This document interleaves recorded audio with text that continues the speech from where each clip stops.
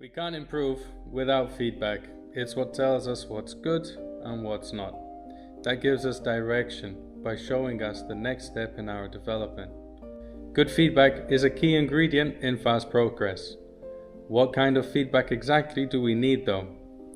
To be able to give good feedback to ourselves or to other people, we need to understand what goes into any given technique by recognizing the fundamental skills in place. When we see ourselves performing a skill that's being done very well, it's really important to tell ourselves or to tell them specifically what was good. Confidence is key to good performance. Now, when we see a technique fail, we have to give constructive feedback. Usually, we'll have an idea of why the technique failed. Maybe they weren't standing, maybe they weren't looking ahead, or there was bad timing. Maybe there will be several things that aren't perfect, but usually there's only one or two foundational skills that are largely responsible for causing the whole technique to fail. A good teacher knows how to keep feedback concise and highly focused, to keep it focused on the weakest links, the things that, if they're fixed, then the technique will be performed in a very acceptable way. Keep feedback geared to achieve the maximum noticeable improvement. Keep it minimal and efficient. Go for the big wins, not every little detail.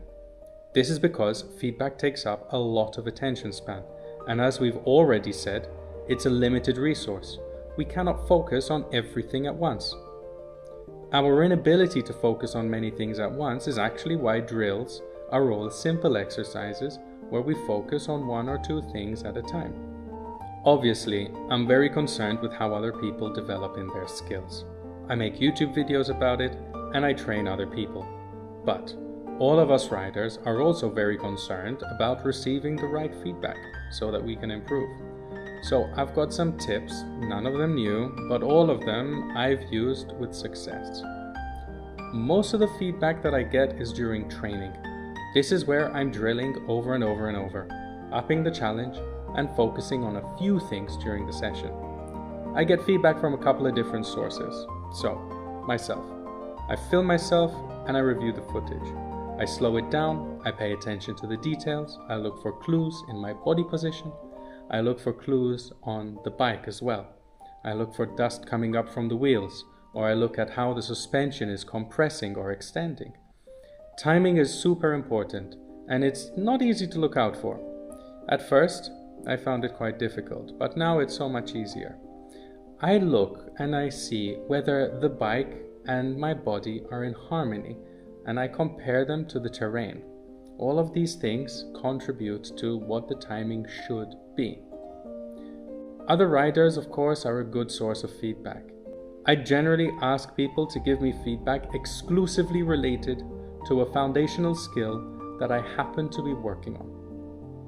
While I'm riding in sections I find tricky, I'm constantly coaching myself. I'm giving myself feedback and encouragement.